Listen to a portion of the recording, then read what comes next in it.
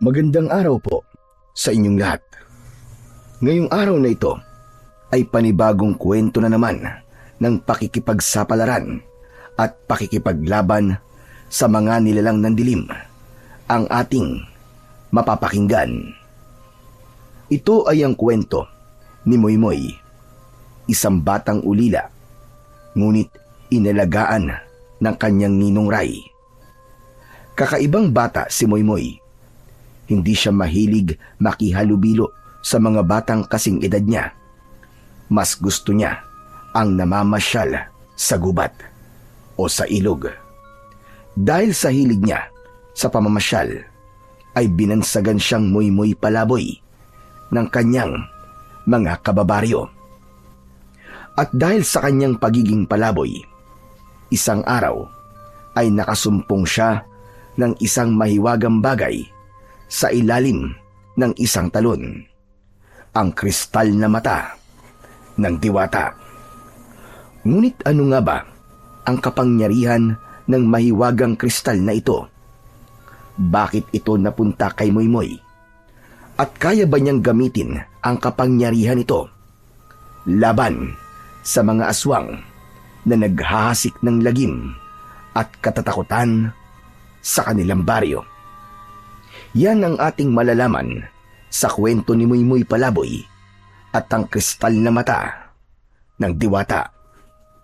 Pero bago po ang lahat mga idol, huwag po nating kalimutang mag-subscribe at i-hit ang notification bell sa aking YouTube channel na The Voice Addict at sa mga kwento ni Apong Isaac para sa mas marami pang makapigil hininga na kwentong aswang at katatakutan mula sa mundo ng kababalaghan. Umpisahan na po natin ang kwento. Sa isang liblib na baryo, sa paanan ng isang mataas na bundok, nakatira ang isang batang 12 taong gulang na si Moymoy. Masayahin siya, palatawa, at kilala sa kanilang lugar bilang Moymoy Palaboy dahil sa kanyang hilig na gumala kahit saan, sa ilog, sa gubat o sa bukid. Madalas siyang napapagalitan ng kanyang ninong Ray dahil halos araw-araw ay uuwi siyang putikan. May gasgas sa tuhod o di naman kaya ay sugatan dahil sa kakaakyat sa mga puno. Ano ka ba naman, Moymoy? Ilang beses ko bang sasabihin sa'yo na huwag ka nang pupunta sa gubat na yun? Ikaw talaga, oo. May mga nilalang doon na hindi mo kayang harapin kapag natsyempoan mo. Ngunit imbis na matakot, ay ngumiti lang si Moymoy. Ninong Ray, wala namang pumulto doon o kaya engkanto eh. Hindi po totoo mga yun. Kasi ilang beses na po akong pabalik-balik doon eh. Puro palaka at ahas lang po ang nandun. Tapos napakadami pa. At natawa ka pa talaga sa lagay na yan, ha? Pambihira talaga tong batang to. Eh kung totoo man ang sinasabi mo, paano kung matuklaw ka ng ahas doon at mamatay ka? Sige nga, ano sa palagay mo mararamdaman ko? Eh di syempre malulungkot po kayo, Ninong Ray. Pero marunong po akong umakyat ng puno at saka mabilis naman po akong tumakbo. Di po ako maaabutan ng ahas. Hindi po ako basta-basta matutuklaw nun. Alam mo, ikaw ha?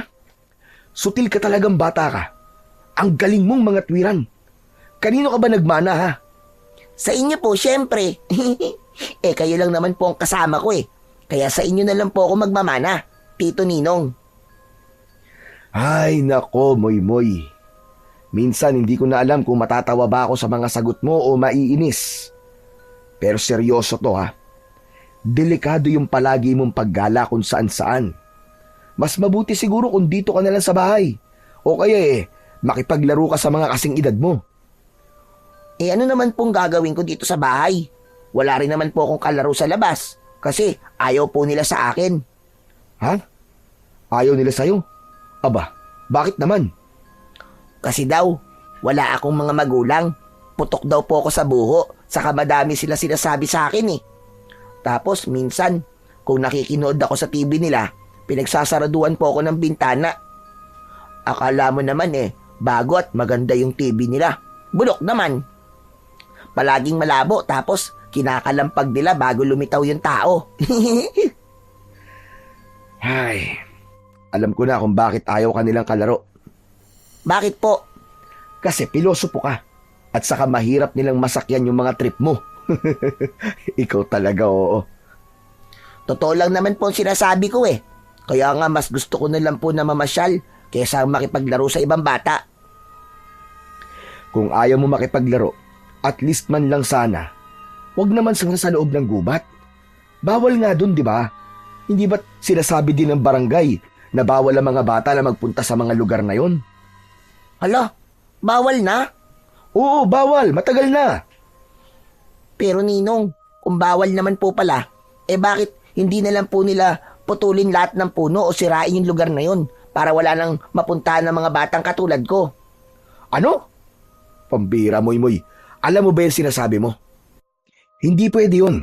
Hindi lahat ng bagay ay basta na lang sinisira dahil lang sa takot tayo. May mga bagay na dapat nating igalang. Lalong-lalo na ang kalikasan.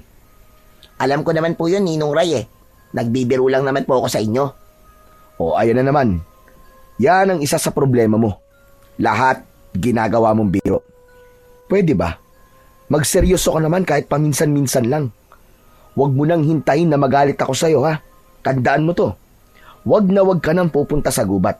Hindi yung basta pinapasok ng kung sino-sino. Kapag hindi mo pinakinggan ang babala ko, baka isang araw magsisi ka. Opo, pasensya na po Ninong Hindi na po mauulit. Mabuti kung ganun. Hindi ako nagbibiro. Kung alam mo lang ang mga nangyari nun, siguro hindi mo nagugusto yung lumapit pa kahit sa gilid ng gubat na yun, Moy. Bakit, Ninong? Ano po nangyari noon? Gusto mo ba talagang malaman? Opo. Nako, nakakatakot to. Baka matakot ka. Ako matatakot? Hindi po Matapang po kaya ako. At yan ang kinakatakot ko, Mimoy. Hindi lahat ng matapang ay ligtas. Minsan, yung matitigas ang ulo, sila ang unang napapahamak. Ninong naman ang dami niyo pang paligoy-ligoy O sige na, makinig kang mabuti. Nung araw, marami kasi ang naliligaw at nawawalang tao sa gubat. Bata, matanda, hindi na sila nakakabalik. Bakit hindi na po sila nakakabalik? Kasi may mga nilalang na nakatira roon. Mga nilalang na hindi mo pa kayang harapin. May nagsasabing aswang ang nakatira sa pinakaloob ng gubat. Yung iba naman sinasabing engkanto daw na nang-aakit ng tao para iligaw sa gubat. Talaga? Baka naman gawa-gawa lang na matatanda yung kwento na yon para matakot ang mga bata. Ay nako, ewan ko sa'yo. Bahala ka kung ayaw mo maniwala. Kasi po, parang imposible naman po talaga Pero, sige na nga, Ninong. Hindi na po ako pupunta doon. Totoo yan, ha? Hindi mo na uulitin, ha? Promise, ha? Opo, promise. Sa ngayon. Aba, ikaw talagang bata ka. Hindi ka ba natatakot maski konti? Hindi po. Napailing na lamang si Ninong Ray. Sabay tayo para kumuha ng gulok.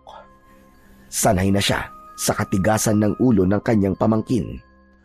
Sa kabila ng palabiro at masayahin ng bata, alam niyang puno ito ng kuryosidad at tapang. Mga katangiang maaaring magdala sa kanya sa kapahamakan kung hindi maaagapan. Lumapit siya sa pinto at tumingin saglit sa labas. Sa di kalayuan ay tanaw niya ang gubat na paulit-ulit niyang ipinagbabawal sa bata. Sa tuwing nakikita niya ang mga puno roon, ay bumabalik sa kanyang alaala ang mga nangyari noong bata pa siya. Mga pangyayari na di niya mabanggit kay Moymoy dahil nag-aalala siyang baka hindi matakot ang pamangkin, kundi baka lalong gustuhin ito ang katotohanan sa pangyayaring yon. Samantala si Moymoy naman ay umupo. Nakatingin sa kanyang Tito Ninong. Nakangiti siya, parang walang pakialam sa mga paalala. Lalabas na muna ako, Moymoy ha. Pupunta muna ako sa bukid para tignan yung mga pananim ko dun. May pagkain na nga pala dyan sa kusina. Kumain ka na. Huwag ka magpapagutom ha. Sige po, ingat po kayo, Tito Ninong. Si Ninong Ray ay isang binatang may matipunong pangangatawan. Maitim ang kanyang balat dahil sa kakaararo sa bukid. At kilala bilang isa sa mga pinakamalakas na lalaki sa baryo. Siya rin ang tumayong ama at ina sa kanyang pamangkin na si Moymoy. Namatay sa panganganak ang ina ni Moymoy. Samantalang ang ama naman nito na kapatid ni Ninong Ray ay nasawi sa isang aksidente sa bundok 1 taon na ang nakalipas. Samantala, pinilit naman ni Moymoy na manatili sa bahay nila ng araw na yon. Kumain siya. Gumawa ng mga gawaing bahay. Naglinis sa bakuran at nag-igib ng tubig. Ngunit ng bandang 3:00 na ng hapon, doon na siya nakaramdam ng inip. Dahil hindi sanay na walang ginagawa, lalo pa at mainit ang panahon, naisip niyang pumunta sa ilog para doon maligo. Sa ilog, may nakita siyang ilang kabataang naliligo din kagaya niya. Hindi niya nilapitan ang mga ito, bagkus ay nagtago siya sa isang malaking tipak ng bato at pinakinggan ang kanilang pinag-uusapan. Tungkol ito sa talon na makikita sa dulo ng ilog. Malapit ito sa mismong paanan ng bundok. Ayos ah, mukhang maganda nga doon. Hindi ko pa nararating yung talon na yon. Pero ang dami ko nang naririnig na sobrang ganda daw talaga doon.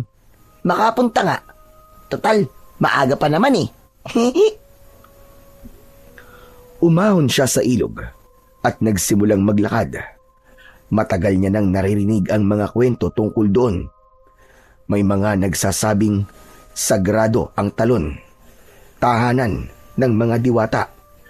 Ang iba naman naniniwalang nilikha yun upang maging daan ng mga kaluluwa patungo sa kabilang mundo. Ngunit para kay Moymoy, isa lamang itong mahiwagang lugar na gusto niyang tuklasin. Isang lugar na baka sakaling magbigay ng sagot sa lahat ng mga lihim na binabanggit ng kanyang ninong. Halos 1 oras din ang nilakad niya bago unti-unti niyang marinig ang malakas na lagaslas ng tubig sa talon. Pagkaraan pa ng ilang sandali, nakita niya na ang mismong talon. Halos mapanganga siya sa sobrang ganda ng tanawing kanyang nakikita. Ay, grabe!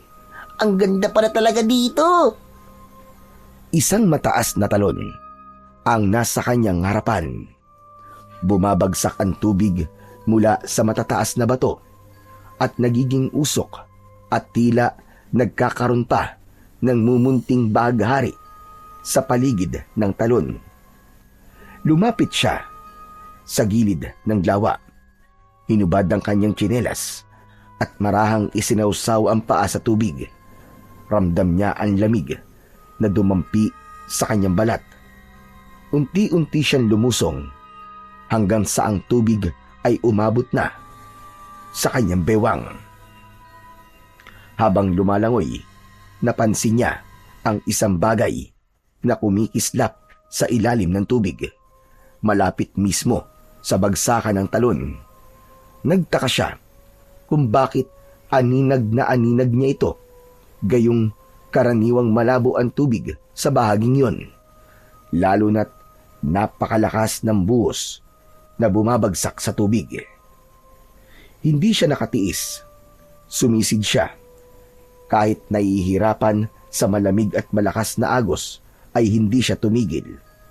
Nang maabot niya ang ilalim, nakita niya ang isang bato na hugis mata. Kristal na may kulay na pinaghalong bughaw at ginto. Agad niya itong kinuha at pag-ahon niya sa tubig, hawak na niya ang kumikislap na bato. Mabilis siyang umahon sa pangpang. Hingal na hingal siyang napaupo sa batuhan habang maigpit ang hawak sa kristal. Mainit ito sa kanyang palad. Kinilabutan siya nung una. Parang may malamig na hangin na biglang gumapang sa kanya mula batok pababa sa kanyang gulugod. Ngunit kasabay nito ay naramdaman niyang parang may dumaloy na kakaibang lakas sa kanyang mga ugat. Ang panginginig sa lamig ay napalitan ng init. Biglang luminaw din ang kanyang paningin at ang bawat patak ng tubig mula sa talon ay parabang mabagal na bumabagsak. Maging ang kanyang pandinig ay naging mas malinaw. Naririnig niya ang huni ng mga ibon mula sa malayo at ang ugong ng hangin na parang nasa tabi lang niya. Kasabay nito, may marahang bulong na dumampi sa kanyang tenga. Tila sinasabi ang mga salitang hindi niya maunawaan. Kinilabutan siya. Agad niyang isinilid sa bulsa ang kristal bago siya tuluyang lumakad papalayo. Muli niyang pinagmasdan ang paligid. Sa pagitan ng malalaking puno, may dalawang pulang mata ang nakatitig sa kanya. Hindi niya alam kung tao ba yun o isang nilalang. Nanlamig ang kanyang katawan at bago pa siya lamunin ng takot, mabilis siyang tumakbo palayo sa lugar na yon.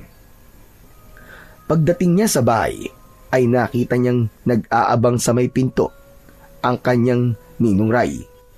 Sinalubong siya agad nito at kitang-kita ang pagtataka sa mukha niya.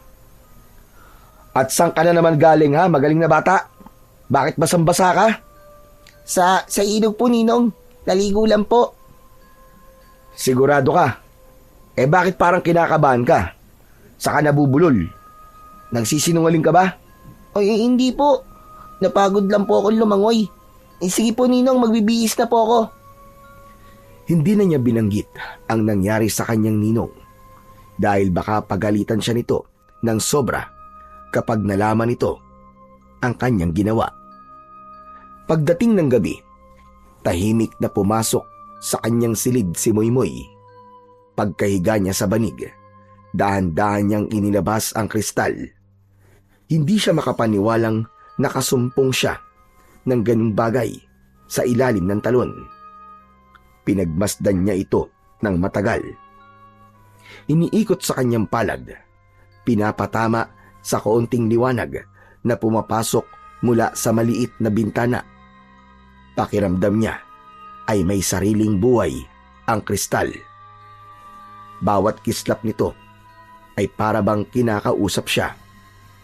Napangiti siya, ngunit sa likod ng ngiti na yon ay may halong kaba din na nararamdaman. Lalo na nang maalala niya ang dalawang pulang matang nakita niya sa gubat.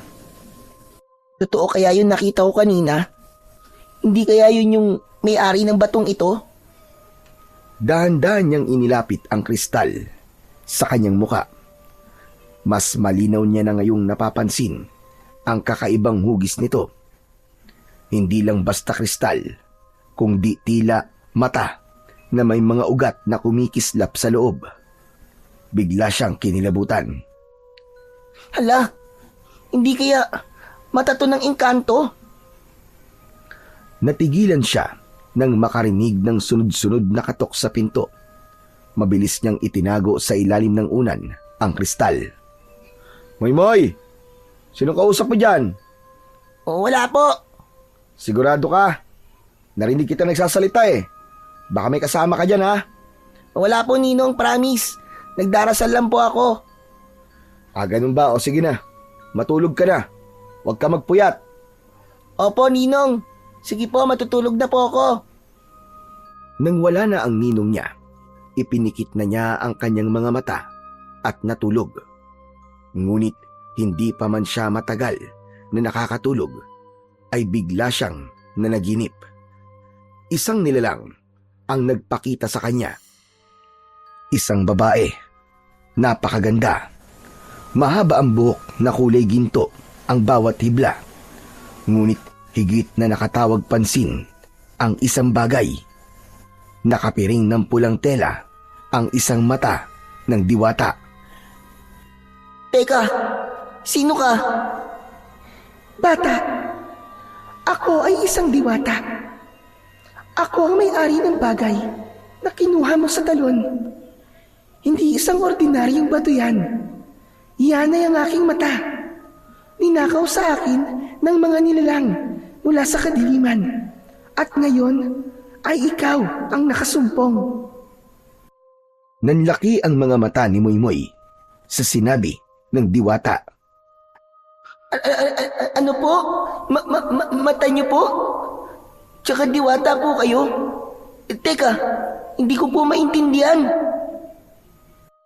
Dahan-dahan ay inalis ng diwata ang pulang piring na nakatakip sa kanyang kaliwang mata at tumambad ang kabuang muka ng diwata. Sa kanyang kanang mata ay kulay bughaw ito, ngunit ang kaliwa ay butas, parang isang malalim na kawalan.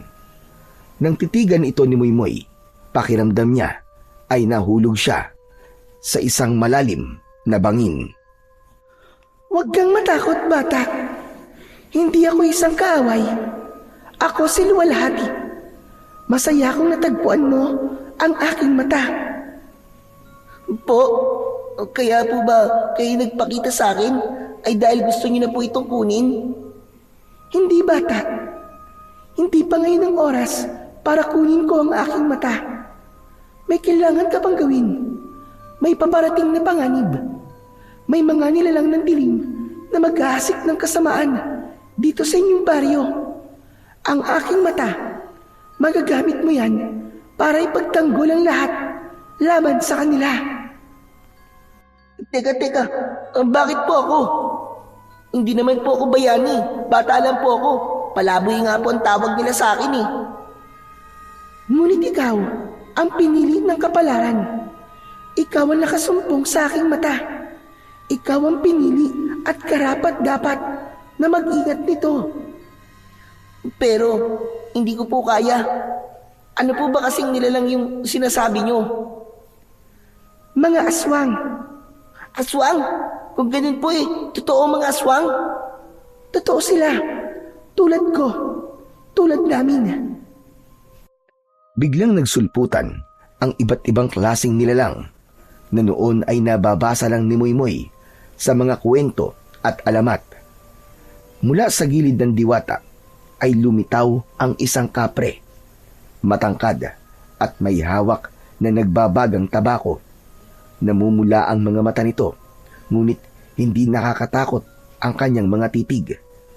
Umakyat naman sa tabi niya ang isang diwende, isang maliit na nilalang na may mahabang balbas at nakasuot ng sombrerong kulay luntian. Nakangiti ito sa kanya. Sumunod na lumitaw ay ang tikbalang na dumungaw mula sa bukas na bintana. Isang nilalang na kalahating tao at kalahating kabayo. Napalunok si Moymoy at halos hindi makapaniwala. Kapre? Diwende? Tikbalang? Lahat sila?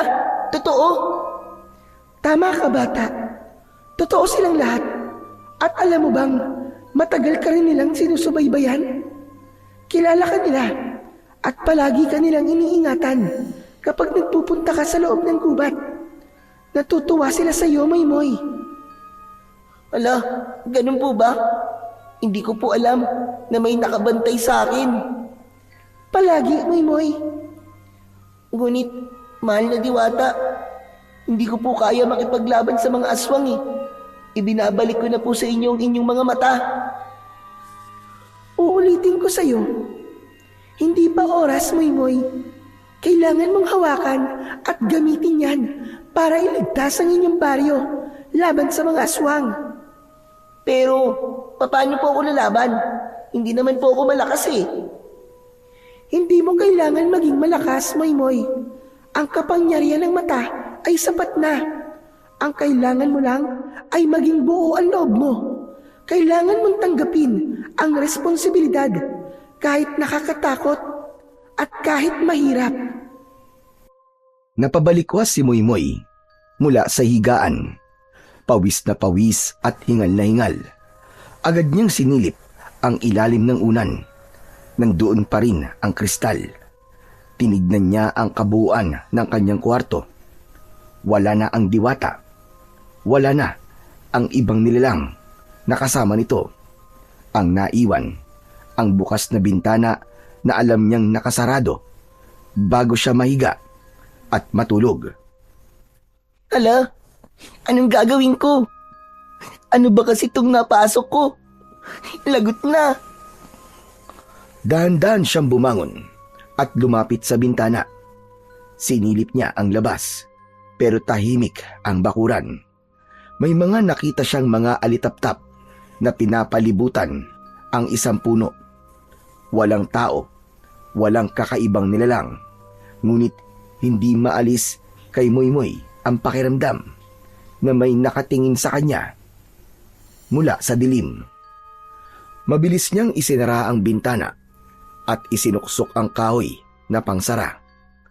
Bumalik siya sa higaan, ngunit hindi siya mapalagay. Kinuha niya muli ang kristal at pinagmasdan. Kumikinang ito kahit walang ilaw. Ikaw ang mata ng diwata. Pero bakit ka sa akin sumama? Bakit ako ang napili mo? Nang wala siyang nakuwang sagot, ay muli niyang ibinalik ito sa ilalim ng kanyang unan. Sana pagising ko bukas, wala na to. Sana, panaginip lang talaga ang lahat. Kinabukasan, maaga pa lang ay gising na si Moymoy. Hindi siya gaanong nakatulog dahil paulit-ulit na bumalik sa kanyang isip ang kanyang panaginip tungkol sa diwata at sa mga nilalang na nakita niya. Habang kumakain sila ng sinangag at pritong isda, napansin ni Ninong Ray na tahimik ang kanyang pamangkin. Hoy Moymoy, bakit ang tahimik mo ha? Kanina ka pa hindi nagsasalita. May masakit ba sa'yo? Wala po, Ninong. Hindi lang po ako nakatulog ng maayos kagabi. Ano? Bakit naman? Hindi ko po alam eh. Siguro po may insomniac ako. Anong insomniac? Baka insomnia. Yung hindi makatulog. Ikaw talaga, oo. Ay, yun nga po. Ay, nako. Sige na, kumain ka na. Pasensya ka na ah. Hindi lang ako sanay na ganyan ka eh. Tumango si Moymoy. Pero sa isip niya, ayaw niya munang ibahagi ang tungkol sa kristal.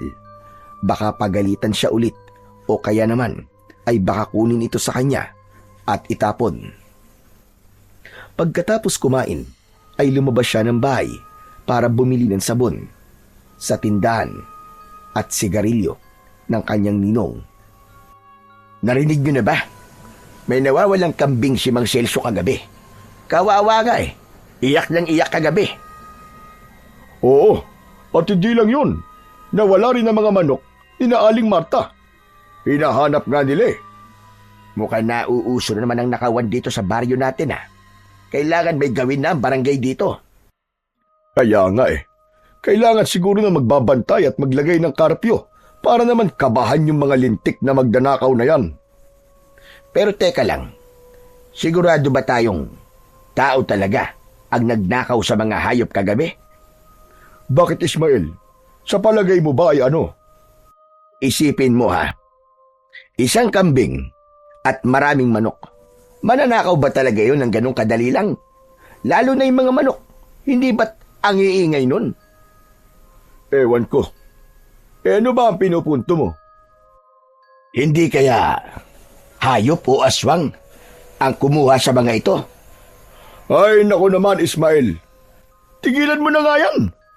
Huwag mong takutin ang sarili mo. Aswang-aswang. Manahimik ka. Paanong hindi ka matatakot? Eh di ba, sabi din na wala man lang naiwang baka sa mga magnanakaw, ni walang ingay na narinig, walang kumahul na aso. Aba, ano yun? Huwag kang magsalita ng mga ganyan. Nakakatakot yan, Ismael.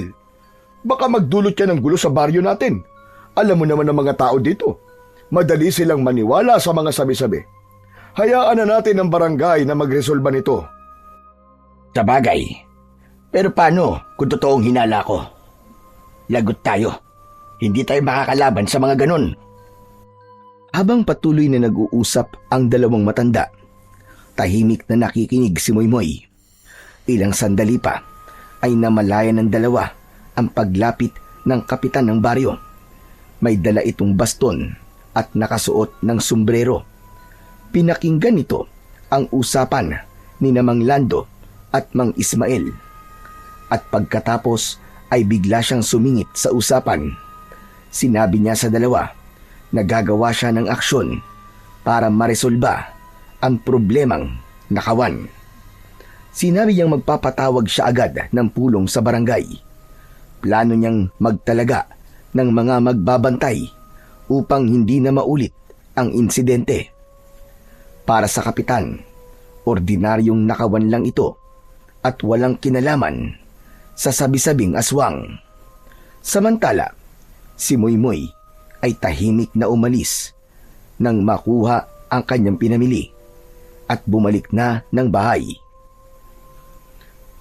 Totoo kaya yung sinabi ni Mang Ismael? Hindi kaya may kinalaman ito sa sinabi ng diwata sa aking panaginip? Lagot na. Ano nang mangyayari sa baryo? Pilisan ko na nga. Kailangan itong malaman ni Ninong. Pagdating ni Moymoy sa kanilang bahay, agad siyang sinalubong ng katahimikan. Sa loob ay nadatnan niya si Ninong Ray na nakaupo sa kanilang lumang sofa. Nakayuko ito at tila ba may malalim na iniisip. Nang makita siya, dahan-dahang tumingin ang kanyang ninong. Matalim at seryoso ang kanyang mga mata. Natigilan ang bata nang mapansin kung ano ang hawak ng kanyang ninong. Sa mismong palad nito, nandoon ang kristal na itinago niya sa ilalim ng kanyang unan. Nanlamig si Moymoy. Moymoy, saan mo nakuha to? Hindi makasagot kagad ang bata.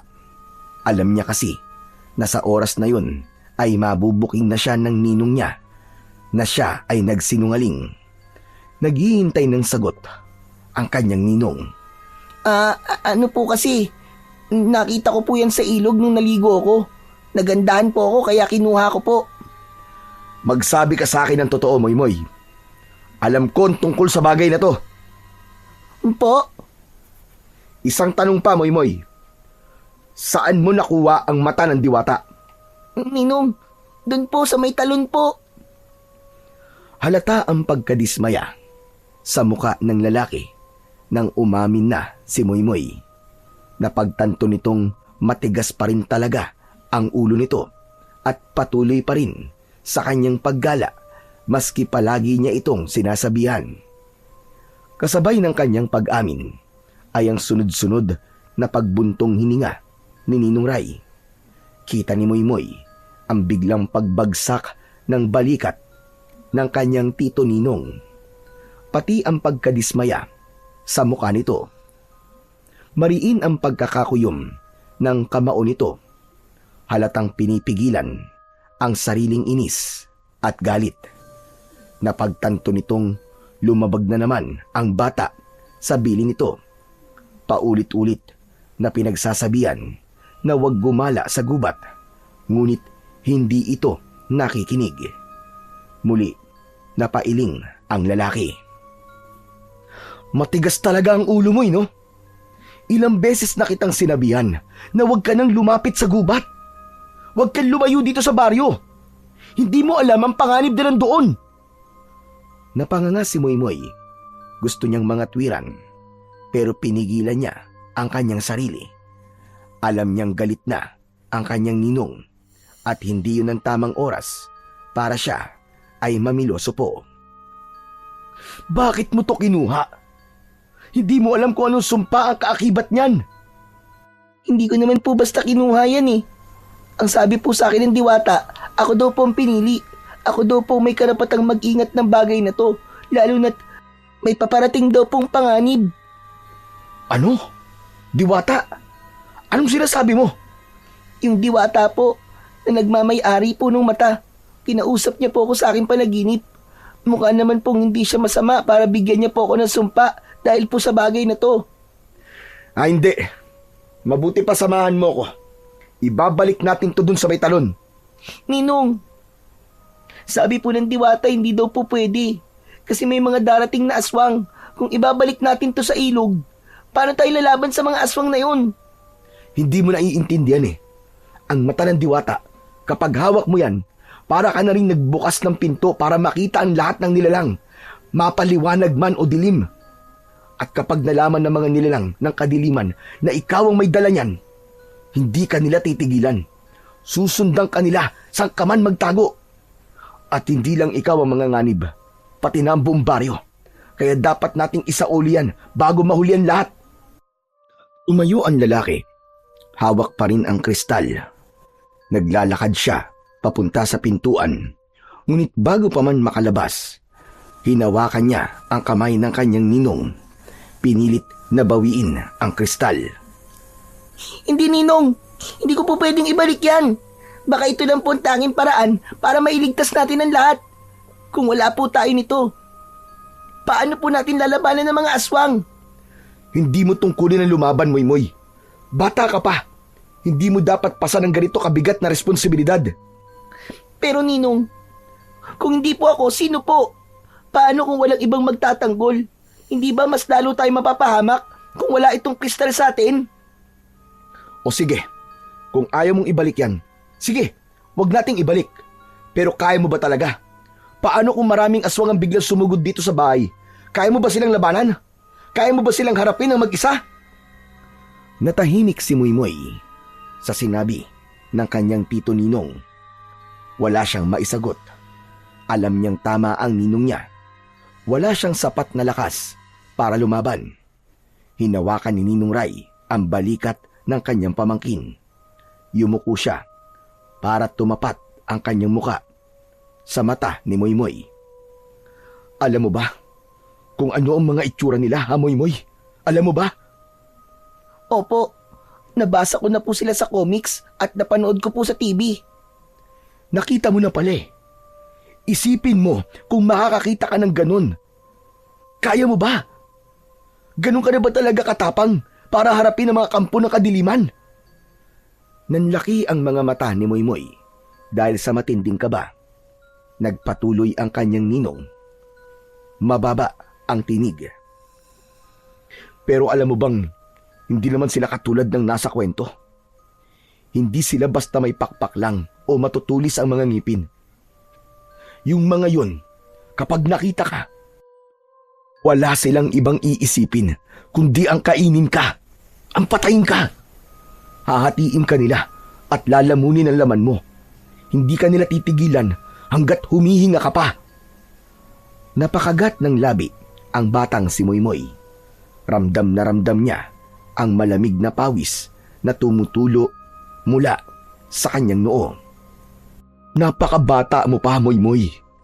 Huwag mong isipin na kaya mong ipagtanggol ang buong baryo nang dahil lang sa isang kristal na mata. Hindi mo alam, Moymoy. Hindi mo pa naranasan kung paano umatake ang isang aswang. Isa lang, Moymoy. Isa lang. Kaya kanyang pahinain at gutay-gutayin. E paano kung 5? Paano kung 10? Nagkaroon ng katahimikan sa pagitan nilang dalawa. Si Ninong Ray nakatitig lang sa kanyang pamangkin at si Moymoy naman ay nanatiling nakayuko. Iniisip ang lahat ng mga sinabi ng kanyang ninong. Maya-maya pa ay tumingin ito ng diretso at matapang na sumagot. Ninong, natatakot po ako. Pero paano po kung ako lang talaga ang may kakayahan dahil sa kristal na to? Paano po kung ito ang paraan para hindi sila makapaminsala sa iba? Ninong, paano kung nagsisimula na sila? Ito ba talaga ang tamang panahon para isoli ang kristal? Ano ba't sinasabi mo, Moymoy? Paano mo nasasabi na nagsisimula na sila? Kasi po, Ninong, dun po sa may tindahan narinig ko po sila. Sabi nila, may mga alagang hayop daw po sila na nawawala. Mga kambing at manok. Tapos, wala naman silang nakitang mga bakas. Baka naman magnanakaw lang ang dumali nun. Sabi po ni Mang Ismael, baka raw po isang aswang. Tapos naniwala ka naman. Opo, kasi posible naman po talaga eh. Binalaan ako ng diwata na may paparating na panganib. Tapos may mga ganitong insidente sa baryo natin. Maniniwala ho talaga ako. Sandaling napatitig si Ninong Ray. At ilang sandali pa, hinawakan nito ang palad ni Moymoy. At ipinalahad. Itinapat niya ang kristal sa palad ng kanyang pamangkin. Ayoko man, pero sige. Mukhang wala na rin akong magagawa. Sa'yo talaga siguro to nakalaan. Pero sana mag-iingat ka ha, Moymoy. At sana, huwag mong gagamitin ito sa sariling kapakinabangan. Isa lang ang layunin nito. Protektahan ng baryo laban sa kasamaan.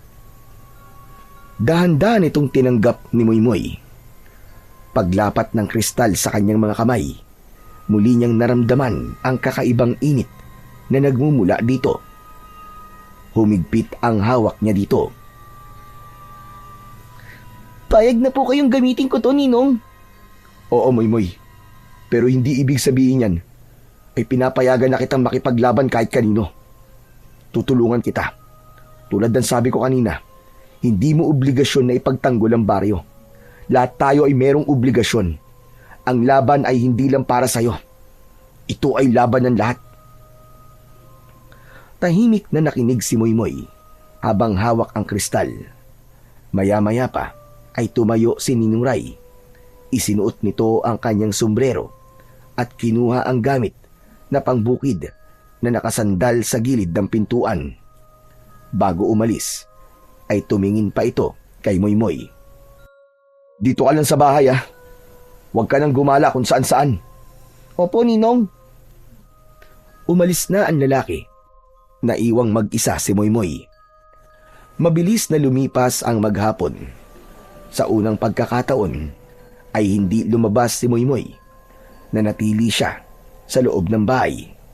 Nakatanaw lamang sa maliit na bintana habang pinagmamasdan ang mga tao sa baryo na abala sa kanilang gawain. Ang mga batang kaedad niya ay naglalaro sa kalsada. Tumatakbo, nagtatawanan. Walang tumatawag sa kanya para maglaro. Ay, ano ba naman yan? Nakakainip. Pero okay lang. Ilang sandali ang nakalipas. Napansin niyang may ilang kalalakihang nakauniporme ng pangtanod na naglalakad sa kalsada. Bitbit nila ang mga pamalo at may ilan ding may mga dalang flashlight. Seryoso ang kanilang mga muka habang tinataak ang daan papunta sa labas. Maya-maya pa, nakita niyang dumating na ang kanyang Ninong Ray na may dalang mga inaning gulay. Nang mailapag ito sa lamesa na nasa bakuran, dumating si Mang Lando na siyang kapitbahay nila. Ray, mabuti naman at nandito ka na. May meeting daw sa plaza. Meeting? Tungkol saan? Di dun sa mga nawawalang hayop kagabi. Alam mo, hindi lang pala yung mga kambing at manok ang nawala eh. Pati yung baboy ni Aling Cora nawala din. Sayang, malapit na daw mga anak yun. Kaya nagpatawag ng meeting si Kap para daw pag-usapan natin ang seguridad sa baryo. Kasi baka merong gumagalang magnanakaw dito sa baryo natin. Tumango-tango si Ray.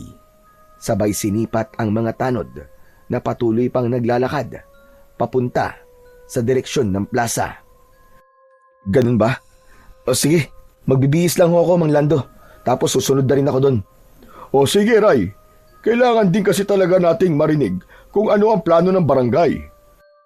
Aba, hindi biro ang nakawan na yon. Hindi pwedeng naglalaho na lang ng basta ang mga alaga ng mga taga-baryo na parang bula. Sige, Mag-aanda lang po ako. Pagpasok ni Ninong Ray sa loob ng bahay, sinalubong siya ni Moymoy. Ninong, pwede po ba ako sumama? Wag na, dito ka na lang. Pero maghapon na po ako nakatunganga dito sa bahay. Sige na po, payagan niyo na po ako. Makikinig lang naman po ako eh. Promise, hindi po ako manggugulo. Ay nako, sige na nga, sumama ka na. Gagayak lang ako. Nang matapos magbihis, sumama na si Moymoy papunta sa plaza. Pagdating nila doon, ay nakita nilang halos puno na ng mga taga-baryo ang maliit na bulwagan. Karamihan sa kanila ay nakatayo lang, habang ang iba naman ay nakaupo sa mga monoblock. Maingay ang mga tao, kanya-kanya ng mga komento. Iba-iba ang pinag-uusapan. Maya-maya pa ay dumating na ang kapitan at nagsimulang magsalita sa harap ng kanyang mga kababaryo. Sinimulan niya ang usapin tungkol sa nakawan, kung sino ang mga naging biktima at kung ano ang posibleng solusyon sa problema nilang yon. Nagbulungan ang mga tao. Ang ilan ay halatang nag-aalala, habang ang iba naman ay galit at desperado. Kailangan mahuli ang magnanakaw na yan, kung sino man siya. Hindi natin pwedeng palampasin ito. At kung mahuli man natin yan, kailangan putulin ang kanyang mga kamay. Walang hiya siya. Hindi marunong lumaban ng patas. Ang gusto nanlalamang ng kapwa. Huwag naman ganyan, Lando. Hindi naman makatarungan yung puputulin natin ang kamay niya. Labag sa batas yun. Baka mas lalong lumala ang gulo. Hindi tayo hayop para gawin ng ganun. Ang kailangan natin ay hulihin siya at ipaubaya sa mga pulis.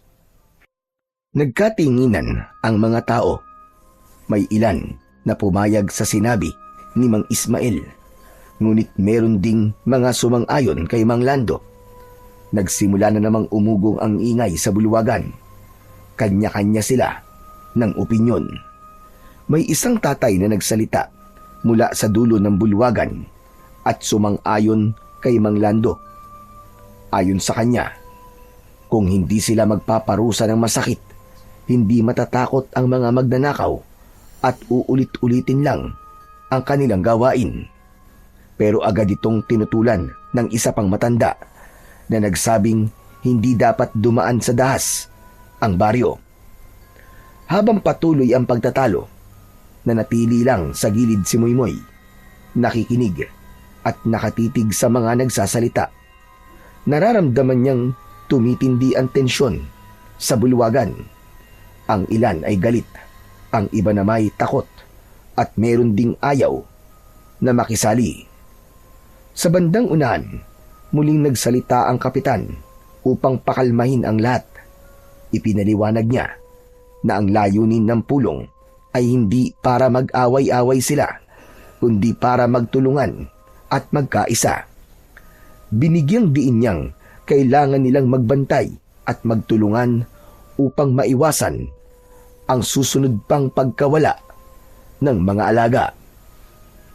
Unti-unting natahimik ang mga tao, bagamat halata pa rin ang pagkadismaya at pagkabalisa sa kanilang mga muka. Si Moymoy, habang nakikinig, ay mas lalong nakaramdam ng kaba.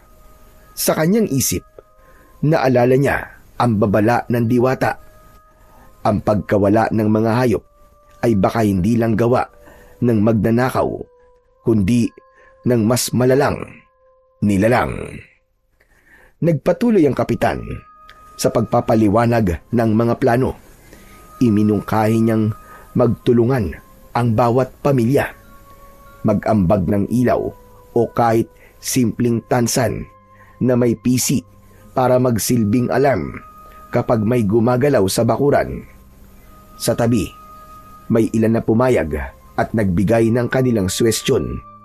May iba namang hindi kumbinsido at nagkibit balikat lang. Tila wala ring tiwala na may mangyayari. Oh, bakit ganyan ang mga reaksyon nyo? Ano, wala kayong pakialam sa nangyayari sa baryo? O sige, paano kung kayo manakawan, tapos kami ang magkibit balikat at hayaan lang kayo? Aba, nasa iisang baryo lang tayo. Dapat magtulungan tayo sa problema na to. Tama si Mang Lando. Kung hindi natin ito aayusin, baka pati mga bahay na natin pasukin. Kaya nga, lahat tayo magtulungan. Huwag nating iasan lahat ng trabaho sa mga tanod at sa barangay. Tama si Mang Ismael. Kaya makinig kayo kay Kapitan. Kung gusto nating masolusyon ang kagad to, kailangan natin magtulungan. Hindi pwedeng isa o dalawa lang ang magbabantay. Konti lang ang tanod at hindi nila kayang bantayan ng buong baryo. Kaya dapat, Kap, lahat ng mga lalaki magbantay.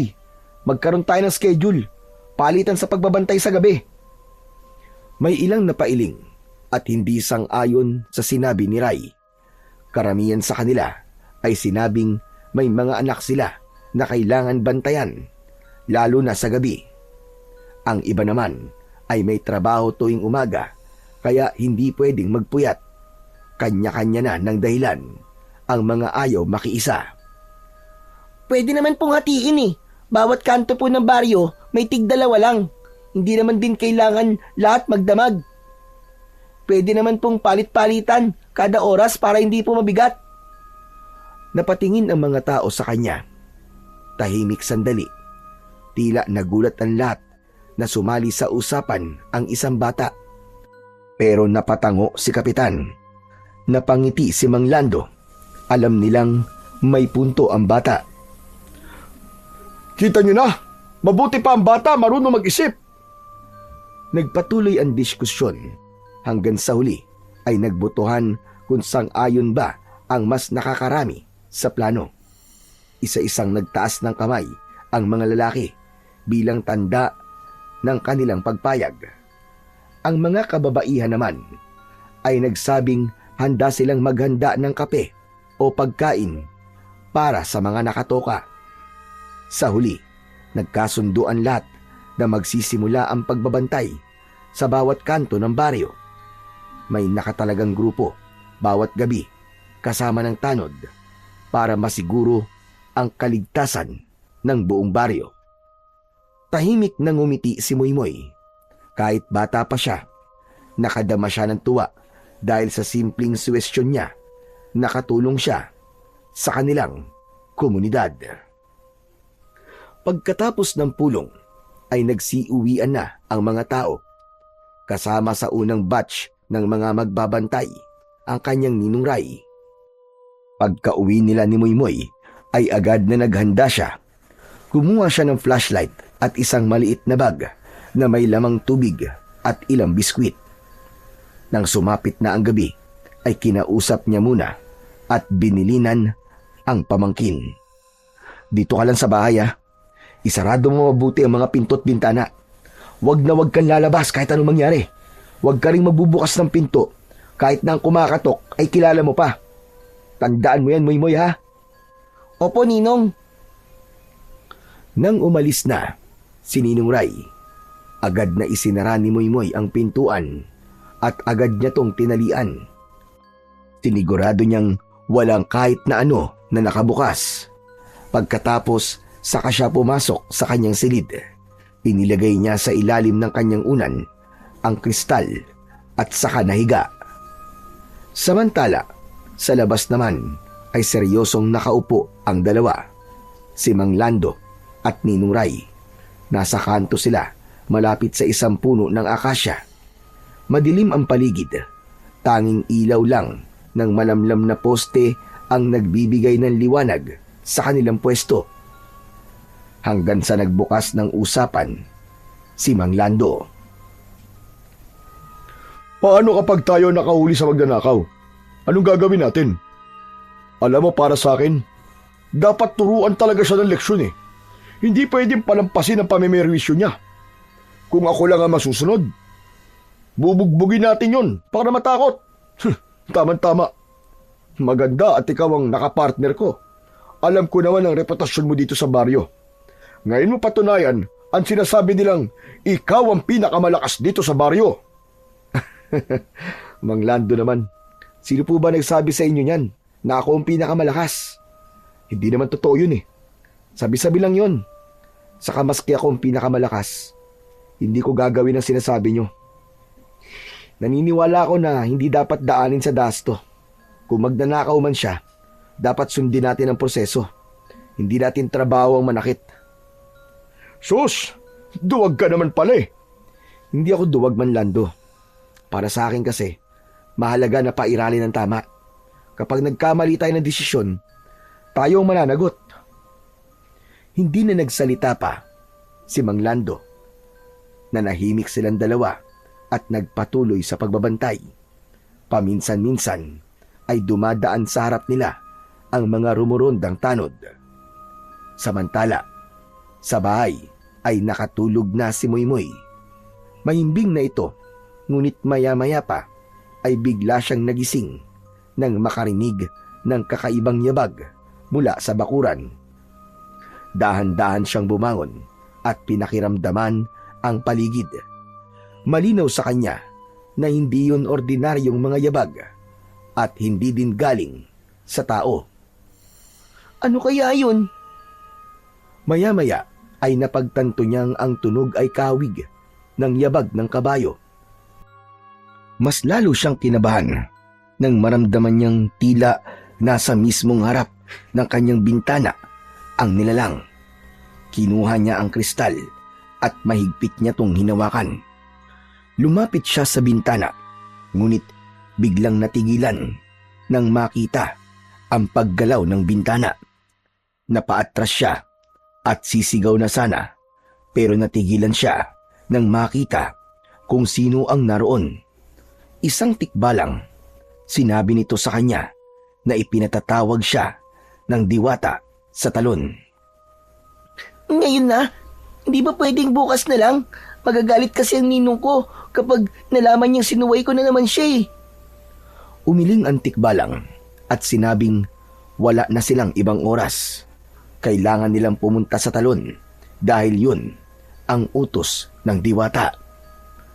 Sa bandang huli, napapayag siya. Umakyat siya sa likod ng tikbalang at mahigpit na kumapit. Tahimik silang umalis ng bakuran at naglakad ang tikbalang sa kalsada. Halos yumuko siya nang makita si Mang Lando at ang kanyang ninong Ray. Sandali lang. Huwag tayo dyan dumaan. Makikita ako ng ninong ko eh. Malalagot ako doon. Ngunit nagpatuloy lamang ang tikbalang at parang hindi siya narinig. Pero nang dumaan na sila mismo sa harap ng dalawa, ay parang wala silang nakita. Ni hindi nila naramdaman ang kanilang presensya. Makalipas ang ilang sandali, narating na nila ang talon. Lalong namangha si Moymoy. Ibang-iba ang anyo nito sa gabi. Ang mga puno sa paligid ay nagliliwanag dahil sa napakaraming alitaptap na umaaligid. At sa likod ng mga punong ito, doon lumitaw ang diwata.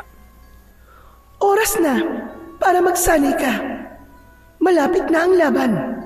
Ang mga aswang ay naririto na at nagsimula na magasik ng lagim. Kailangan mo matutunan kung paano palakasin at gamitin ang kapangyarihan ng aking mata. Nandito na po ang mga aswang.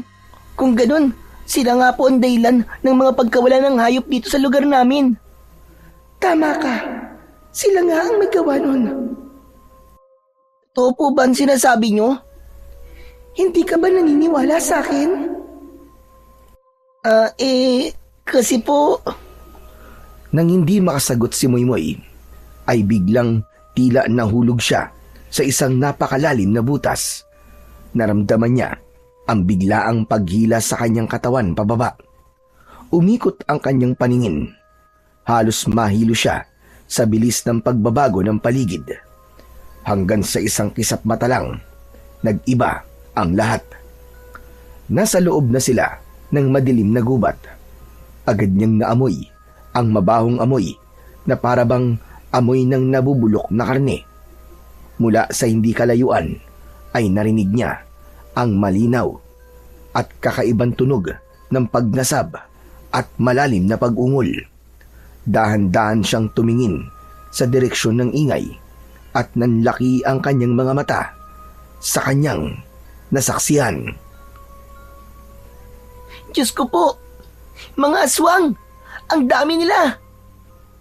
Tama ka. Yan ang mga aswang na nagasik ng gulo at katatakutan sa baryo nyo. Natakot si Moymoy, lalo na nang mapagmasdan niyang mabuti ang mga ito. May ilan na mahahaba ang dila na parabang ahas at ipinapasok nila sa bangkay ng mga manok. Meron ding baka at baboy. Ang iba naman ay may mga pakpak na malalaki at kulubot, nakasampay sa mga sanga at nanginginain ng pinilas na laman ng kanilang biktima.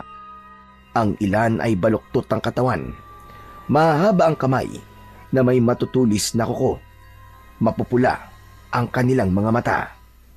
Sa gitna ng mga ito ay may isang dambuhalang aswang na halos kasing laki ng kalabaw. Nilalantakan nito ang isang malaking baka. Nilalapa nito ang laman, dinudurog ang mga buto at nilulunok na parang wala lang. Napaatras si Moymoy at halata sa kanya ang bagyang panginginig dahil sa nerbiyos at takot. Huwag nang matakot. Hindi nila tayo nakikita at narinig. May kakayahan akong maglaho sa kanilang paningin. Kaya't para sa kanila, wala tayo rito. Talaga po?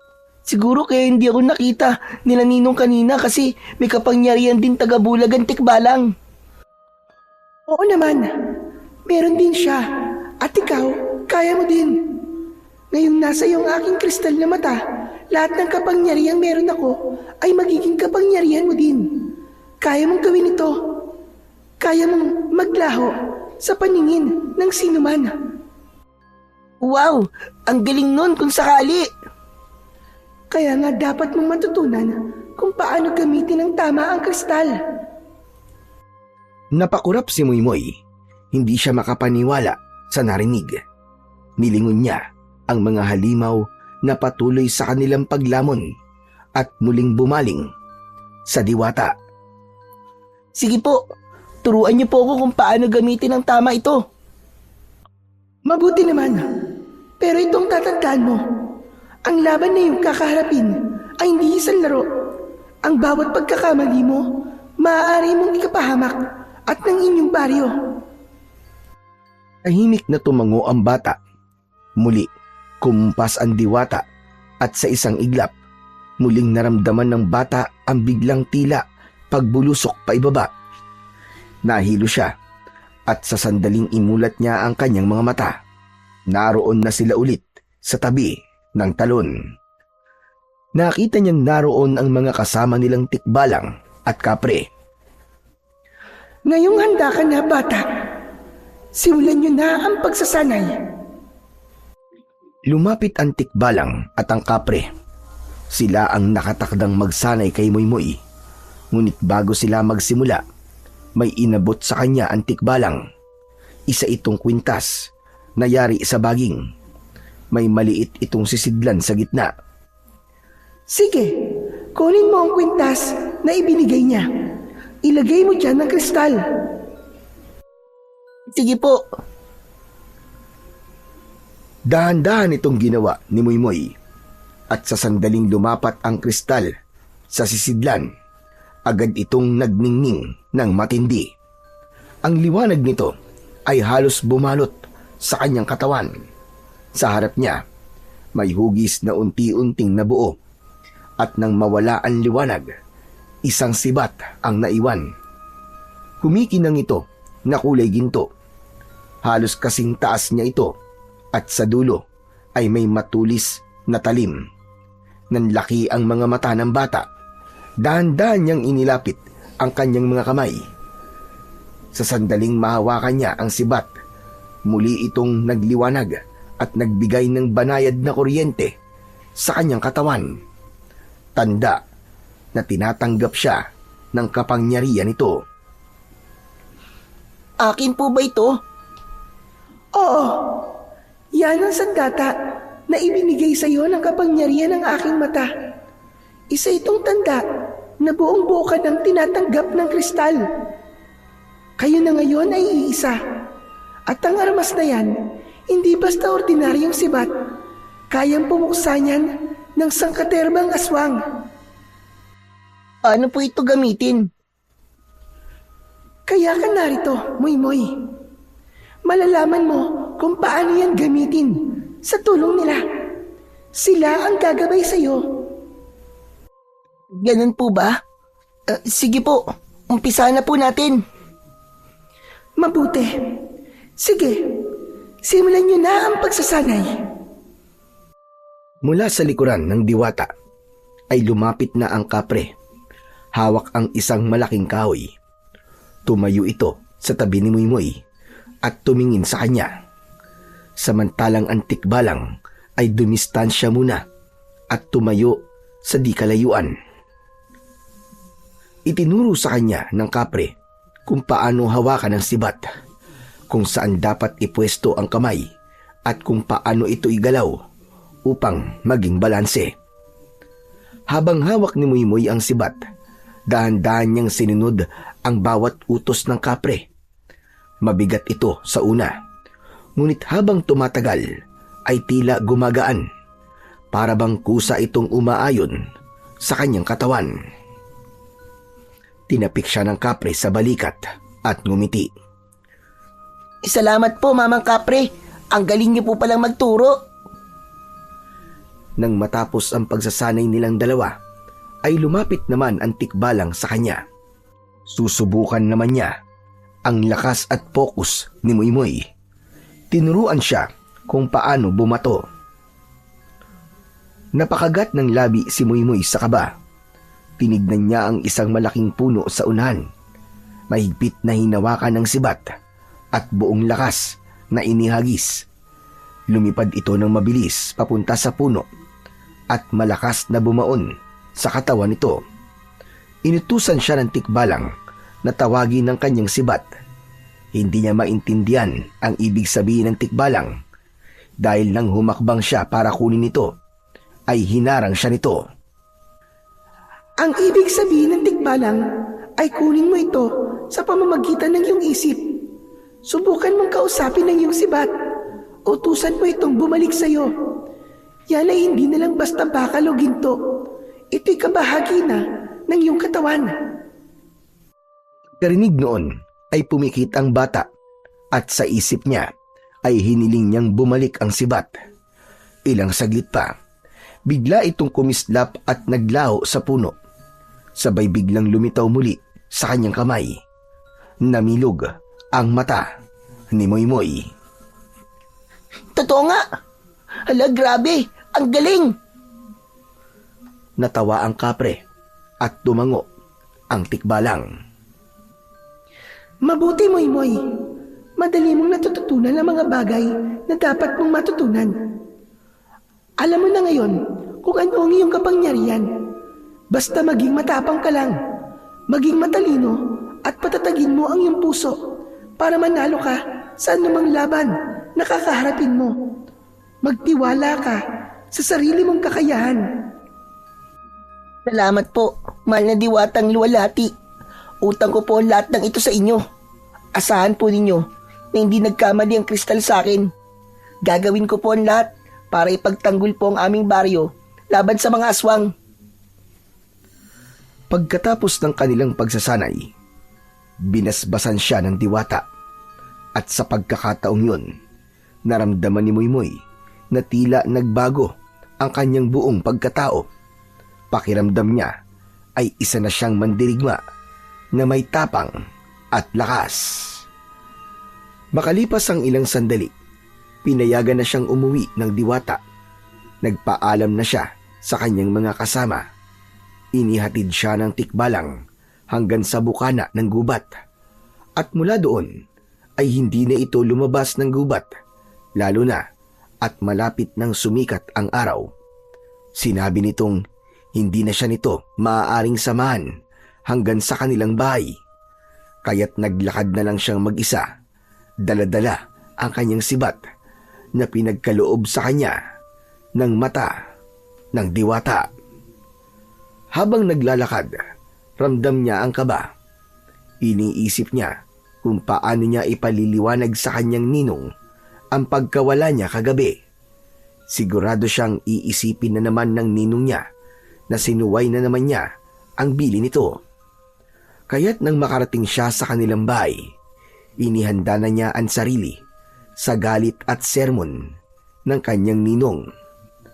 Pumasok siya sa bukas na pinto at nakita niya si Ninong Ray na nakadukdok sa mesa, tila puyat at pagod na pagod.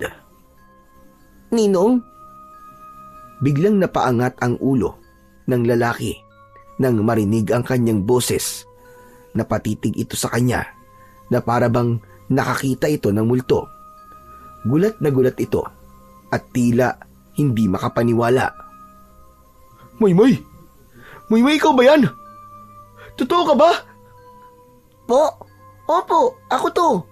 Bakit po ganyan ang reaksyon nyo, Ninong? Agad na tumayo si Ninong Ray at mabilis na lumapit sa kanya. Niyakap siya nito ng maigpit. Halos ayaw ng pakawalan. Narinig ni Moymoy ang mahihinang singhot ng kanyang ninong. Umiiyak ito. Diyos ko, salamat at buhay ka. Akala ko hindi na kita makikita eh. Bakit niyo po nasasabi yan, Ninong? Kagabi lang naman po ako nawala.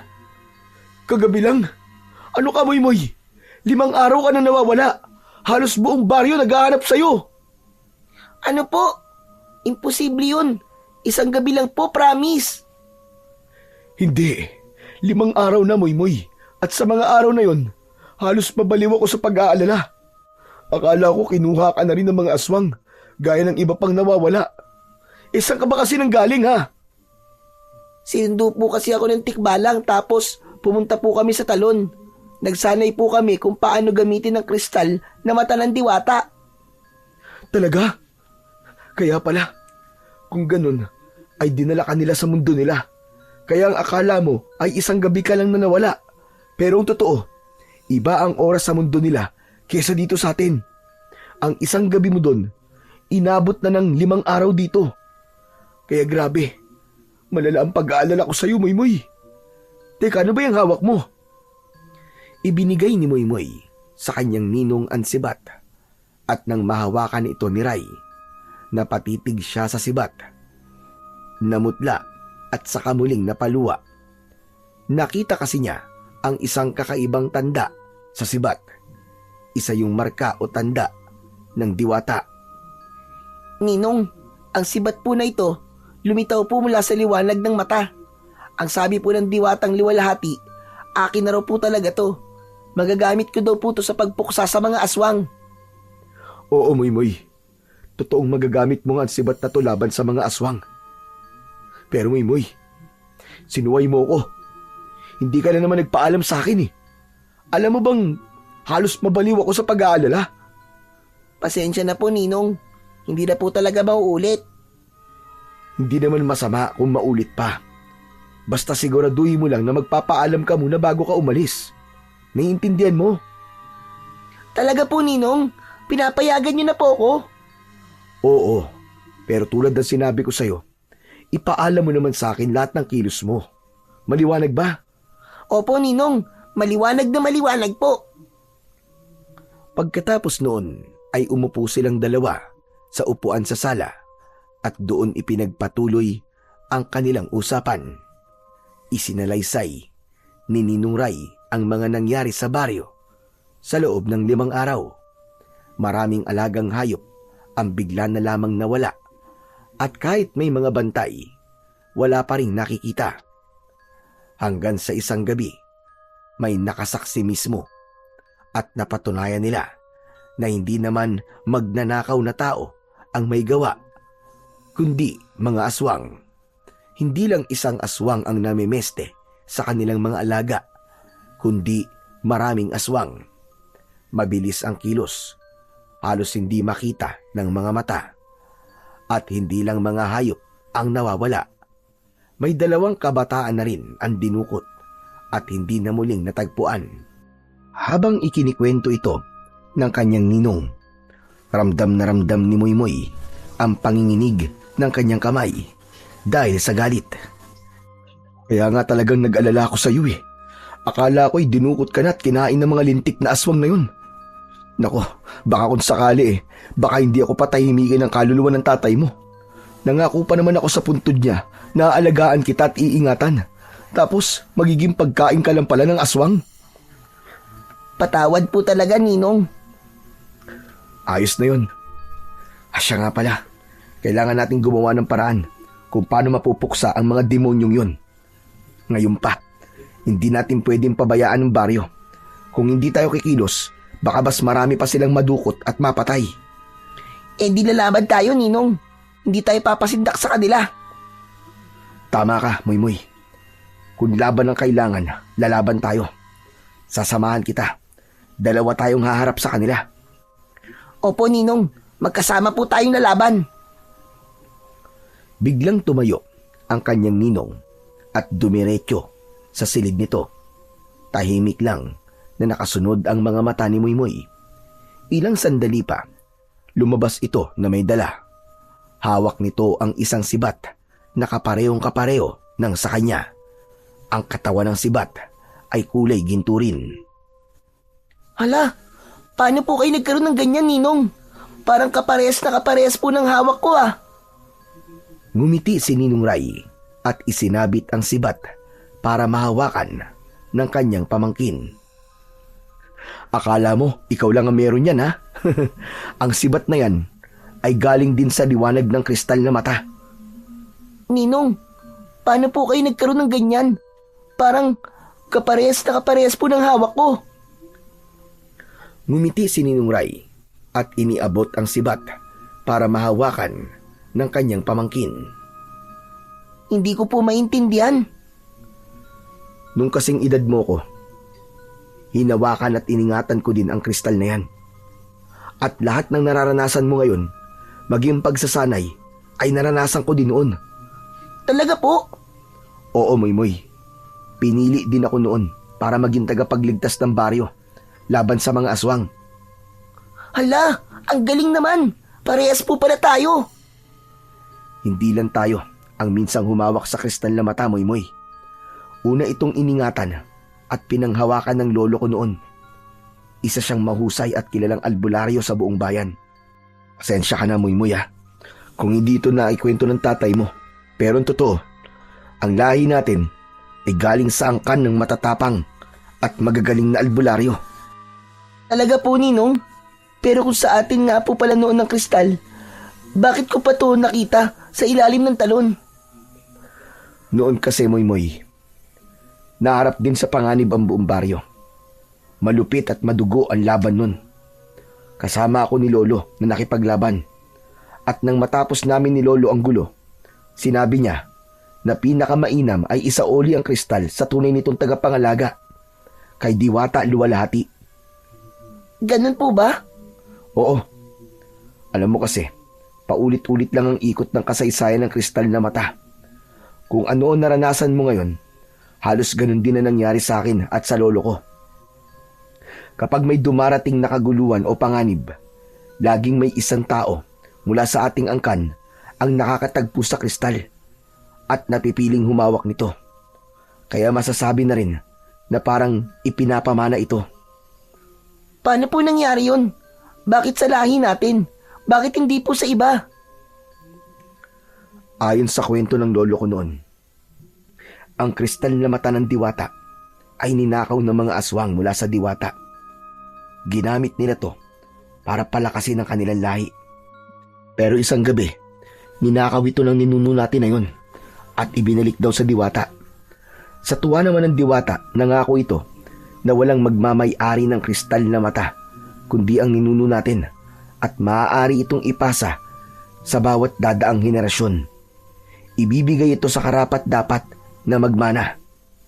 Kaya kahit itapon pa yan sa ilog ng paulit-ulit, ang bagsak pa rin yan, ibibigay pa rin ng Diwata sa taong kabahagi ng ating angkan sa tuwing magkakaroon ng banta ng panganib. Kaya pala, kung ganun hindi talaga aksidente ang pagkakasumpong ko sa kristal. Kaya ako ang pinili kasi galing ako sa angkan na nakatali na sa kapangyarihan nito. Tama ka, Moymoy. Ang dugo ng ating angkan ang isa sa dahilan. At ngayon, Nasa iyo na ang pagkakataong ipagpatuloy ang sinimulan ng ating mga ninuno. Opo, Ninong. Gagawin ko po ang lahat para magampanan po ang responsibilidad na ito. Nagpatuloy pa ang kwentuhan nila. Masayang inalala ni Ninong Ray ang nakaraan. Noong kabataan pa lang niya. Alam mo ba, na hindi lang ang diwata ang kakilala ko. May naging kaibigan din ako noon na isang tikbalang, isang kapre at isang diwende. Mababait ang mga yon, pero mahilig sa kalokohan. Madalas kaming magbiruan. Kung minsan pa ay nagpapaligsahan pa kami ng lakas at abilidad. Oo nga no, kumusta na kaya ang mga yon? Totoo po, naging kaibigan niyo sila. Oo, bakit? Baka po sila yung nagsanay sa akin. Kaya pala mababait din sila sa akin at hindi ako tinatakot. Matagal ko na silang di nakikita. Kumusta na ba sila? Ayos lang po. Mukha pa rin naman silang malalakas at mukhang kapre at tikbalang pa rin po. Ikaw talaga kahit kailan. Naisingit mo pa ang kapilosopuan mo. Pinapatawa ko lang po kayo. Siya nga po pala, Ninong. Nung lumaban ka po sa mga aswang, nahirapan ka po ba? Aba, oo naman. Kaya nga halos ayaw ko rin talaga na pati ikaw magmana pa niyan Kasi mahirap talaga makipaglaban, lalo na kung madugo. Sa tingin niyo po ba'y kakayanin ko, Ninong? Hinawakan ni Ninong Ray ang kanyang balikat at tumitig ng diretsyo sa kanyang mga mata. Kakayanin mo, Moymoy. Hindi ka nag-iisa. Tandaan mo, habang humihinga pa ako, hindi kita iiwan. Ang mga aswang ay malalakas, mabilis at mapanlin lang. Pero kakayanin mo sila, Moymoy. Sigurado ako dyan. Pagtiwala ka lang sa sarili mo at taglay mong kapangyarihan. Opo, Ninong. Sige po, tatandaan ko po ang lahat ng sinabi nyo. Magtiwala sa sarili. Ngumiti si Ninong Ray. Ngunit bago pa man ito ulit makapagsalita, ay dumating si Mang Lando. Hingal na hingal ito at pawis na pawis. Medyo nanginginig din ang katawan. Tao po! Tao po! Ray! Nandiyan ka ba? Pagpasok niya sa loob ng bahay, ay nagulat ito nang makita si Moymoy. Oh, Moymoy! Nandito ka na! Saan mo siya nahanap, Ray? Umuwi po dito. Nakatakas daw sa aswang. Biglang napatingin si Moymoy sa kanyang ninong nang marinig ang sinabi nitong kasinungalingan. Magsasalita sana siya, pero hindi siya pinasingit ng kanyang ninong at panay ang kindat nito at senyas na wag nang magsalita. Naku, mabuti pala't ganun. Maswerte kang bata ka. Pero yung anak ni Ismael, nakita sa gubat na wasak ang katawan. Sinabi nila, kinain din daw ng aswang. Ano po? Ninong, tara, puntahan po natin. Agad silang nagtungo sa lugar. Sa kanilang paglapit ay dinig na nila ang malakas na iyak ni Mang Ismael. Gayun din ang malakas na pag-uusap ng mga taong galit na galit. Maraming residente ang nakapaligid, nagtatakip ng ilong dahil sa amoy ng malansa at masangsang ng amoy ng bangkay. Nagpatuloy pa sila sa paglapit hanggang sa nakarating sila sa gitna ng kumpulan. Nakita nila si Mang Ismael, nakaluhod sa lupa. Sinusubukang hawakan ang katawan ng anak, pero hindi niya magawa. Hindi niya makaya. Iniiyakan niya ito ng malala. Ang katawan ng biktima, wasak ang dibdib hanggang tiyan. May bakas ng kagat sa leeg at nilapa ang lahat ng laman. Anak ko! Diyos ko, bakit ganito? Anong kasalanan namin? Sino may gawa nito sa anak ko? Anak, gumising ka. Hindi ka maaaring mamatay. Anak ko! Lumapit si Mang Lando kay Mang Ismael. Nangingilid ang luwa pero pilit na pinapatatag ang sarili. Ismael, tama na. Tanggapin mo na. Wala na ang anak mo. Kailangan natin siya mailibing ng maayos bago pa tuluyang... Tumahimik ka! Hindi ko kailangan ng awa nyo. Sino may gawa nito? Sino? Magbabayad kayo! Mga demonyo! Naiiyak na rin si Moymoy habang pinagmamasdan ang kawawang si Mang Ismael. Patuloy itong humagulgol at sa gitna ng kanyang pag-iinagpis ay dumiretso ito ng tingin kay Ninong Ray. Ikaw, hindi ba talbularyo ka? Bakit nananahimik ka, ha? Po, anong sinasabi mo, Mang Ismael? Sus, magmaangang ka pa. Akala mo ba ay di ko alam na albularyo ka? Dati, ikaw ang kalang kamay ng matandang si Lucio. Ikaw ang nagmana sa kanya. Pero bakit ganito? Hinahayaan mo lang na mangyari ang bagay na to. Bakit hindi ka kumikilos? Bakit hindi ka nakikialam? Sandali lang po, Mang Ismael. Huwag po kayong magalit sa akin. Mali naman po na sabihin nyo na wala akong ginagawa. Halos gabi-gabi po akong kasama ni Mang Lando sa pagbabantay. At yun lang ang kaya mong gawin. Hindi mo alam kung paano sila pipigilan. Wala kang kwenta. Naging albularyo ka pa. Wala ka naman palang kayang gawin. Mang Ismael, tama na po. Huwag niyo pong pagsalitaan ng ganyan ng ninong ko. Isa ka pa. Akala ko ba'y nawawala ka? Bakit nandito ka na? Magsabi ka sa akin ng totoo, Moymoy. Hindi ba't ikaw ang mahilig gumala sa parte ng gubat na to? Umamin ka. May kinalaman ka ba sa mga nangyayari dito sa baryo? Biglang napayuko si Moymoy. Hindi makapagsalita. Naramdaman ng mainit na titig ng lahat ng tao na nakapaligid. Ang lahat ng atensyon ay napunta sa kanya. Sabihin mo sa amin ngayon, Moymoy. Nasaan ka? Nung may nangyaring masama dito sa baryo? Sandali lang. Bakit ganyan ang tanong niyo sa bata? Nawala siya dahil nabiyag din siya ng mga aswang. Swerte lang at nakaligtas. Manahimik ka muna. Hindi ka rin tinatanong ko. Ngayon mag-usap tayo ng malinaw. Paano kung isa dito sa baryo ang aswang na pumapatay? Paano kung isa sa atin ang pumatay sa anak ko? Sagutin mo ko, Moymoy. Ano ba talaga ang totoo? Wala po akong kasalanan. Hindi po ako aswang.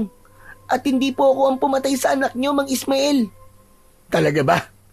Kung ganun, bakit nun palagi ka namamasyal nang walang takot sa gubat at sa kung saan-saan? Saka sa lahat ng mga bata dito sa baryo, ikaw lang ang hindi nakikihalubilo. Palagi ka mag-isa. Palagi kang gumagala kung saan-saan. Tapos bigla kang nawawala at darating na parang wala lang. Mga kasama, hindi ba't kayo nahinala ang batang ito? Ismael, huminahon ka. Huwag mo naman pag-isipan na masama yung bata. Narinig ni Moymoy ang mga bulungan ng mga tao sa paligid.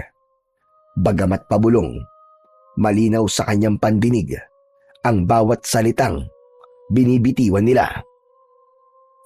May isang residente ang nagsabi na tama si Mang Ismael dahil palaging nawawala si Moymoy.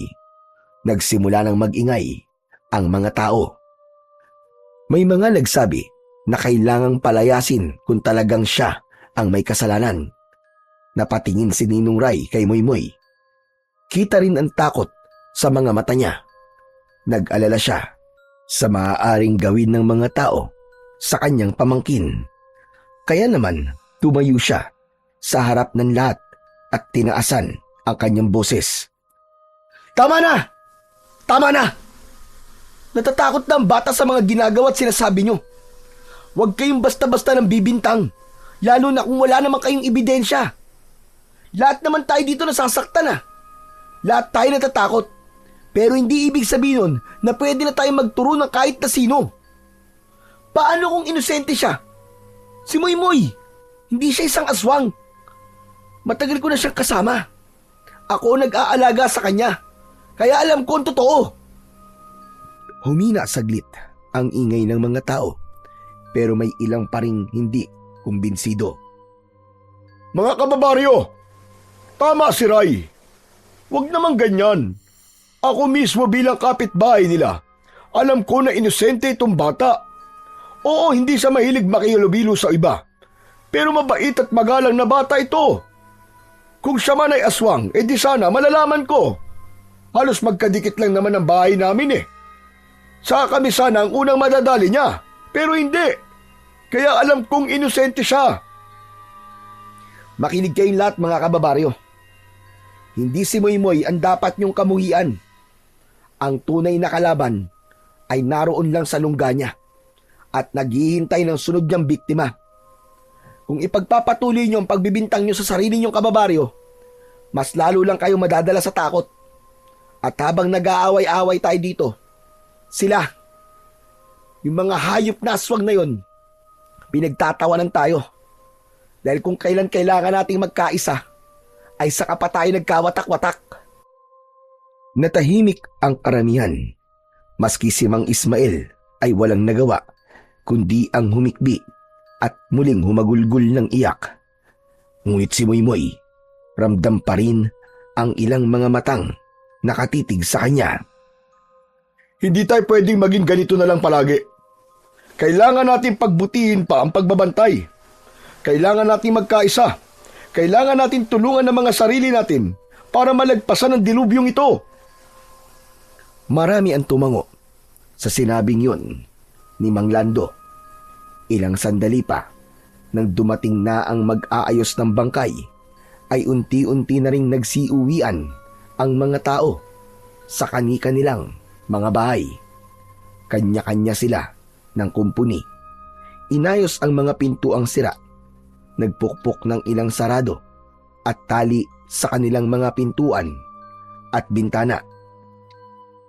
Ang iba naman ay naglagay ng mga bawang sa mga bintana at nagsaboy ng asin sa itaas ng bubong. Takot na takot ang lahat. Pagdating ng 5:00 ng hapon, ay wala nang lumabas ng kanilang mga bahay. Lahat ay sarado na, maski ang mga tindahan. Tahimik na rin ang buong baryo. Samantala, sa loob ng bahay ay abala sina Ninong Ray at Moymoy. Naghahanda sila sa pagsama nila sa ronda. Tahimik nilang inaayos ang kanilang mga gamit. Pinupunasan nila ang kanilang mga sibak. Maya-maya pa ay biglang natigilan si Moymoy. Medyo inabante nito ang kanyang tenga at nakakunot noo. Tila may inaaninag na tunog mula sa malayo. Nang hindi makontento, ay lumapit siya sa bintana at pinakinggang mabuti ang kakaibang tunog. Nakarinig siya ng alingaw-ngaw ng malakas na alulong ng mga aso, pero kakaiba ang tunog. Agad na nanindig ang kanyang balahibo. Ibinukas niya ng konti ang bintana at sumilip doon. Sa di kalayuan ay may napansin siyang anino na dumaan sa gilid ng gubat na natatanaw mula sa kanilang bahay. Mabilis ang galaw nito, pero dahil sa kapangyarihan na hawak niyang kristal na mata, malinaw niyang nakita kung ano yun. Isang aswang. Kahit mabilis ang kilos nito, animoy naging mabagal na pagong ang pagtakbo nito sa paningin ni Moymoy. Ninong, may aswang! Nakita ko! Galing po siya sa gubat! Pagkasabi pa lang nito, ay nakarinig na sila ng kaluskos mula sa bakuran. Nang muling sumilip si Moymoy, ay nakita niya ang paglitaw ng isang nilalang. Mahaba ang katawan nito, may pakpak na malapad, may mahabang dila at kulay pulang mga mata. Nakatitig ito kay Moymoy na nakasilip. Mabilis na kumilos ang aswang palapit kay Moymoy at binuksan nito ang bintana. Malakas ang aswang, nasira at tuluyang bumigay ang kanilang bintana, dahilan upang mablot nito at mahawakan ang bata palabas ng bahay. Hindi! Moymoy! Labis ang pag-aalalang naramdaman ni Ray nang makita kung ano ang nangyari kay Moymoy. Pero sa sandaling yon, Biglang nagningning ang kristal at ang liwanag nito ay tumama direkta sa aswang. Napasigaw ito ng malakas. Nabitiwan si Moymoy at agad na lumipad palayo at naglaho sa dilim. Moymoy, okay ka lang ba? Ayos lang po ako. Huwag po kayo mag-alala sa akin. Mabuti naman kung gano'n. O heto ang sibat mo. Nasaan yung aswang? Lumipad na po palayo. Natakot po siya sa kristal na mata. Hindi pa sila tapos sa pag-uusap ay biglang nagsilabasan ang iba pang mga aswang. Tila narinig ng mga ito ang nakakakilabot na ungol at sigaw ng kanilang kasamaan. Agad na naghanda ang magninong. Sakto ay lumabas si Mang Lando. Palabas na ito upang sunduin si Ninong Ray upang magbantay. Ngunit laking gulat niya nang makitang napapalibutan ng aswang ang dalawa niyang kapitbahay. Hindi na siya nakaatras pa, lalo at may napalingon sa kanyang mga aswang. Isa sa mga ito ang bumihag sa kanya. Pakawalan mo ako! Bitiwan mo ako! Hayop ka! Ngunit hindi siya binitiwan ng aswang. Bagkos ay nagbanta ito kina Moymoy at Ninong Ray. Ibigay mo sa akin ang kristal, bata. Kapalit ng lalaking ito. Narigilan sina Ninong Ray at Moymoy. Hindi nila inaasahan na may kakayahan ng mga aswang na mang-hostage. Nilingon ni Ninong Ray ang kanyang pamangkin. Kita sa kanyang mga mata ang bigat ng desisyon. Hindi nila maaaring ibigay ang kristal, ngunit hindi rin nila pwedeng hayaang mapatay si Mang Lando. Hindi pwede. Kapag binigay namin to, mas lalo kayong lalakas at baka lalo niyong sakupin ng buong baryo. Tama yan! Huwag niyong ibigay ang kinukuha nila sa inyo! Ayos lang ako! Huwag niyo akong alalahanin! Iligtas niyo ang buong baryo! Dahil sa narinig, ay lalong hinigpitan ng aswang ang pagkakahawak nito kay Mang Lando. Samantala, ilang tao sa baryo ang nakarinig ng kaguluhan, lalo na yung mga malalapit sa pinangyarihan. Ngunit wala ni isa ang naglakas ng loob na lumabas upang tumulong dahil sa matinding takot. Ang ilan ay sumilip lamang mula sa siwang ng kanilang mga bintana. Nang makita nila ang nangyayari, nanginig sila sa takot at pumikit na lang habang nagdarasal na sana'y agad matapos ang lahat. Nanaig ang takot sa kanila, kaya pinili nilang manatiling nakakulong sa kani-kanilang mga tahanan. Nagsimula ng magsilapitan ang iba pang aswang sa bakuran ni Ninong Ray at Moymoy. Mabilis na nakarating sa kanila ang balita na nasa isang batang paslit ang kristal na mata ng diwata. Ninong, anong gagawin natin? Baka mapano po si Mang Lando? Mariing tumingin si Ninong Ray sa kanya. Kinakabahan ito dahil alam niyang sa isang maling galaw ay maaaring ikapahamak nilang lahat. Makinig ka. Makinig kang mabuti, Moymoy. Hindi mo pwedeng ibigay yan. Kung gagawin natin yun, mas maraming buhay ang pwedeng mawala. May ibang paraan para mailigtas natin si Mang Lando. Habang nagsasalita, ay unti-unti niyang itinaas ang kanyang sibat. Sa kabila ng pag-aalala at takot, makikita ang determinasyon sa mga mata ni Ninong Ray. Ano yan? Sige, subukan mo lang. At papatayin ko kagad ang kasama nyo. Ngunit bago pa man makagalaw ang aswang, muling nagningning ang kristal na hawak ng batang si Moymoy. Ang liwanag nito ay mas malakas na kesa kanina. Napatakip ng mata ang ilang aswang na nasa paligid at napaigtad ang humahawak kay Mang Lando. Mabilis na sinamantala ni Mang Lando ang pagkakataon. Ginamit niya ang natitirang lakas para sikuhin ang nilalang at kumawala sa pagkakahawak nito sa kanya. Napaatras ang aswang at nagsisisigaw sa galit. Moy! Ngayon na! Itinaas ni Moymoy ang kristal at agad itong kumislap. Naglabas ng mas malakas na sinag na tumama sa mga aswang. Napaatras ang ilan, habang ang mga direktang natatamaan ng liwanag ay agad na naglaho. Parang natunaw at nagmistulang usok na inanod ng hangin. Ilang saglit pa, sabay-sabay na umatras ang mga natitirang mga aswang. Tila takot na takot sa kapangyarihan ng kristal. Hindi pa tayo tapos. Babalik kami. At sa susunod, wala nang makakaligtas sa inyo.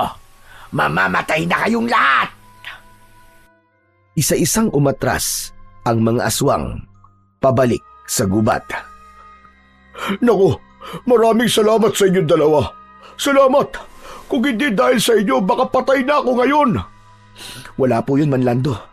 Magkakapit-bahay po tayo. Kaya kailangan nating magtulungan laban sa mga aswang. O paano? Ano na ang plano nyo ngayon? Susundan namin ang mga aswang. Kailangan nilang pagbayaran ang mga ginawa nila sa ating baryo. Sa lahat ng pagpatay nila. Kung ganun ay sasama ako. Kasanggan nyo ako sa laban na to.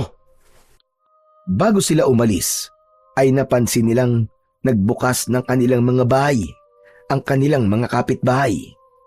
May mga lumabas, bit-bit ang kanilang mga sandata, mga itak, mahahabang punyal, sibat, at mga pana. Nilapitan nila ang tatlo. Nagsisisi sila na di lumabas kagad dahil sa takot. Ngunit nang masaksiyan nila ang kabayanihan ni Ninong Ray at Moymoy, ay nagising ang kanilang mga loob.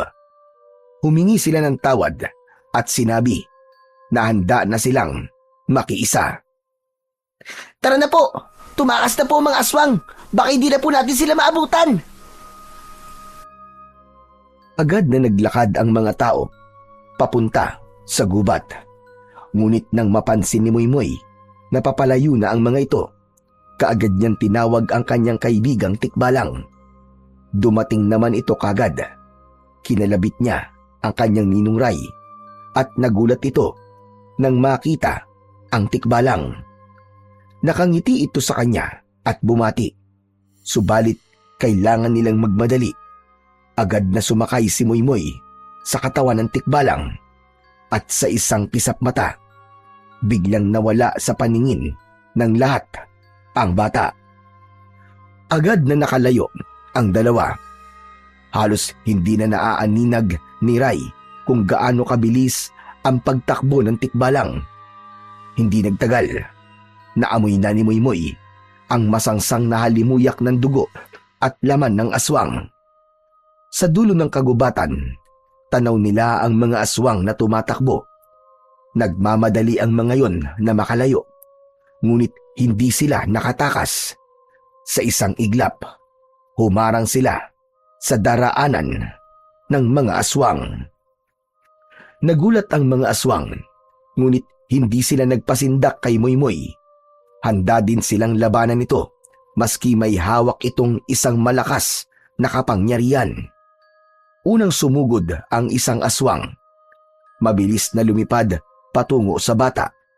Ngunit bago pa ito makalapit, ay lumundag ang Tikbalang at tinadyakan ito ng malakas. Tumilapon ang nilalang at bumagsak sa lupa. Tumayo naman ng tuwid si Moymoy. Itinaas ang kanyang sibat.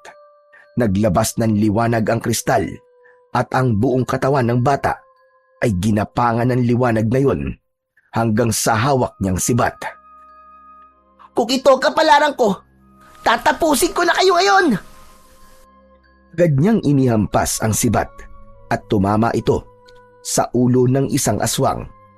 Sa lakas ng tama, agad na nabasag ang bungo nito at nagkapira-piraso.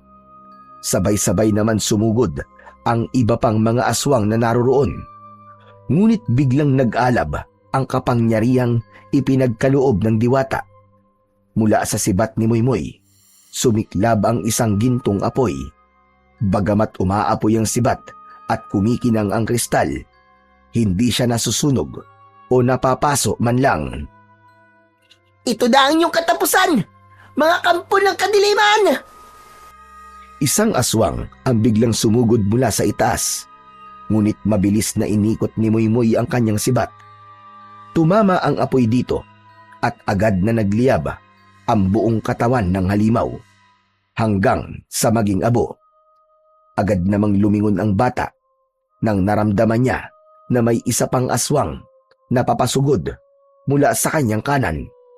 Walang pag-aalinlangang sinaksak niya ito gamit ang hawak na sibat. Sunod-sunod pa ang naging pag-atake ng ibang mga aswang. Ngunit isa-isa silang bumagsak. Nilalamon ng apoy at liwanag na nanggagaling sa sibat at sa kristal. Hanggang sa huli, isa na lamang ang natirang aswang. At sa takot, sinubukan itong tumakas. Aba, tatakas ka! Hetong sayo! Ibinato niya ang sibat. Tumama ito sa aswang na lumilipad. Tumagos ang pagkakatusok nun mula sa kanyang likod hanggang sa kanyang dibdib. Napangiti ang batang si Moymoy. Bagamat hingal at pagod, agad niyang inutusan ang sibat na bumalik sa kanya. Sakto naman nang mahawakan niya ang sibat ay biglang nagdatingan ang mga tao. Laking pasasalamat nila nang makitang patay na ang ibang aswang at may nakita din silang bakas ng mga sunog at alikabok ng mga aswang. Sa gabing iyon ay natapos ang matinding labanan. Ang mga tao ay unti-unti nang nagsiuwi sa kanilang mga tahanan matapos masaksihan ang tapang ng bata. Hindi sila makapaniwala na isang bata ang kumalaban sa mga aswang at tinalo ang mga ito. Nakauwi na din ang tatlo. Si Mang Lando ay nanatili sa bahay ni Ninong Ray. Nagtimpla ito ng kape para sa kanila. Si Moymoy ay nakaupo sa balkon at tinatanaw ang gubat. Nang makitang tahimik na ang kagubatan at wala nang anumang banta na nakikita, napatingin siya sa kanyang suot na kwintas. Ang kristal na mata ay mahina na ang sinag. Ang galing mo! Alam mo bang mas matapang ka pa pala kaysa sa akin nun? Hindi naman po. Totoo ang sinasabi ko, iho. Mas matapang ka talaga. Dahil ako nun, kasama ko sa laban ng lolo ko, pero ikaw, nagawa mo ng mag-isa. Natalo mo silang lahat ng mag-isa. Nagawa mo ang tungkulin ng napakahusay. Napangiti si Moymoy sa sinabi ng kanyang tito Ninong. Wala siyang masabi sa papuri sa kanya. Masaya siya sa kanyang naririnig. Maya-maya pa ay lumapit na si Mang Lando. May dala itong 3 tasa na may lamang kape at gatas naman ang para kay Moymoy. Salamat sa iyo, Moymoy, ha? Salamat sa inyong dalawa. Kung hindi dahil sa inyo, sigurado akong di titigil ang mga aswang na yon na manamantala dito sa baryo natin. Akalain nyo, napakadami pala nilang aswang. Kaya nga po pero wag po kayo mag-alala. Magiging tahimik na po ngayon ang baryo natin. Dahil wala na po ang mga aswang. Kaya nga, at dahil sa iyo yun, at dahil sa inyo, manunumbalik na ang kapayapaan at katahimikan dito sa ating baryo. Tahimik silang uminom ng kape. Napangiti si Mang Lando. Buti na lang at natapos din ang bangungot na ito. Sa wakas, makakainom na ulit tayo ng kape na walang kaba sa dibdib. Oo nga, kahit mapait ang kape, matamis pa rin ang pakiramdam dahil alam nating ligtasan lahat. Si Moymoy naman ay masayang nakatingin sa kanilang dalawa. Para sa kanya, simple lang ang sandaling yun. Pero napakahalaga. Samantala, makalipas ang ilang araw, habang siya ay nag-iisa sa bahay, ay naisipan niyang dalawin sa may talon ang kanyang mga kaibigan. Pagdating pa lang niya doon, ay nagpakita na sa kanya ang diwata, ang kapre, diwende, at ang tikbalang. Moy, tapos na ang tungkulin ng kristal na mata sa'yo. Panahon na para ito ay ibalik. Umahimik si Moymoy. Hindi niya alam kung matutuwa siya o malulungkot. Ang kapangyarihang yung kasi, kapag nawala sa kanya, alam niyang pati ang mga kaibigan niya ay hindi na niya makikita. Katulad ng kanyang Ninong Ray, ala-ala na lang ang matitira sa kanya. Ngunit naiintindihan niya ang sinabi ng diwata at kailangan niya yung gawin. Heto na po ang kristal. Mahal na diwatang luwalhati. Maraming salamat po. Dahan-dahan niyang inabot ang kristal na mata sa diwata. At nang mahawakan ito ng diwata, bigla itong nagningning bago tuluyang naglaho na parang usok. Ilang saglit pa, marahang inalis ng diwata ang piring sa kanyang bulag na mata. Napanganga si Moymoy nang makita yun. Hindi siya makapaniwala na ang simpleng pagbabalik ng kristal ay nagdulot ng ganong himala. Mahal na diwata, napakaganda po ng inyong mata. Napakaganda po ninyo. Ngumiti ang diwata kay Moymoy. Marahan na hinaplos ang buhok ng bata. Dahil sa kabutihan ng puso mo at sa sinabi mong yan, gagantimpalahan kita. Mananatili sa iyo ang ilan sa aking kapangyarihan, lalo na ang kakayahang magpagaling sa mga taong nais mong tulungan. Talaga po? Naku, maraming salamat po, mahal na diwatang luwalhati. Pagkasabi niya nito, bigla siyang nakaramdam ng matinding antok. Napapikit siya ng kusa at nang muli niyang idilat ang kanyang mga mata, ay nasa sariling higaan na siya.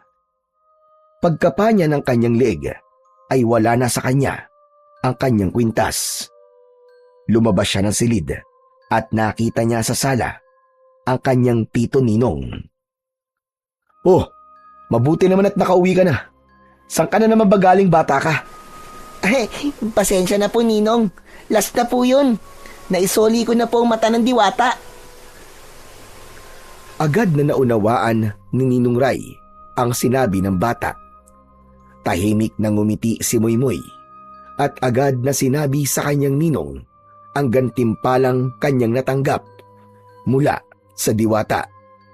Ang kapangyarihang makapagpagaling ng karamdaman. Dahil sa sinabing yun ng bata, ay nagsimula silang dalawa ng kanyang Ninong Ray na tumanggap ng mga nagkakasakit na kababaryo. At totoo ngang sa pagtutulungan nila, nagagawa nilang pagalingin ang mga taong may sakit. Lumipas ang maraming taon, naging binata na si Moymoy. At sa loob ng maraming taong lumipas, silang dalawa ng kanyang Ninong Ray ay naging tanyag at nakilala bilang mga magagaling na albularyo, hindi lang sa kanilang lugar, kundi maging sa buong probinsya.